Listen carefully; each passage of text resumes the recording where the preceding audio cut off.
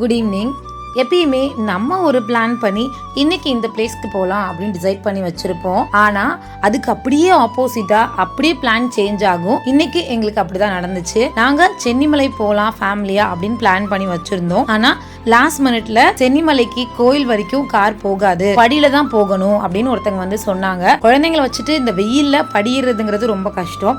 அதனால நம்ம வேற ஏதாவது ஒரு கோயில் பிளான் பண்ணுவோம் அப்படின்னு சொல்லிட்டு நாங்க போன கோவில் தான் காவேரி ஆறுக்கு நடுவுல இருக்கக்கூடிய இந்த நட்ராட்ரீஸ்வரர் கோவில். கோவில் ரொம்ப அழகா பசுமையா நல்லா அமைதியா இருந்துச்சு. குழந்தைங்க ரொம்ப கச்ச கச்சன்னு ஆகாம நல்லா ஃப்ரீயா போய் சுத்தி பார்த்துட்டு வந்தாங்க. நல்ல சாமி தரிசனமும் கிடைச்சது. அங்கிருந்து பாக்குறதுக்கு காவேரி ஆறு ஃபுல்லா நல்ல வியூ சூப்பரா இருந்துச்சு.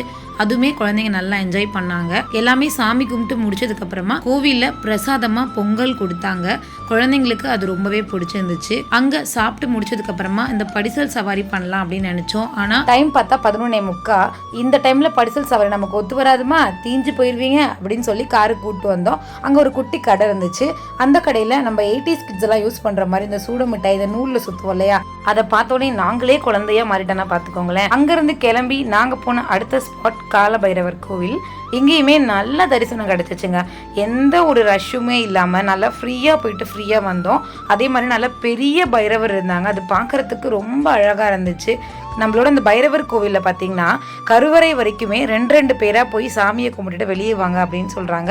அதே மாதிரி நாங்கள் 2 பேராக உள்ளே போய் சாமியெல்லாம் நல்லா தரிசனம் பண்ணிட்டு வெளியே வந்தோம். இங்கே புளிசாதம் பிரசாதமாக கொடுத்தாங்க. பாப்பா எல்லாத்துக்கும் ரொம்பவே பிடிச்சிருந்துச்சு அந்த புளிசாதம். இன்னைக்கு எங்களுக்கு லஞ்சு பொங்கலும் புளியோதரையும் தான் அப்படின்ற மாதிரி ஆயிடுச்சு. எனக்கு 2 மணிக்கு லாகின் பண்ணணும். அதனால 1 மணி அப்படிங்கிறப்ப வீட்டுக்கு வந்து ரீச் ஆகிட்டோம்.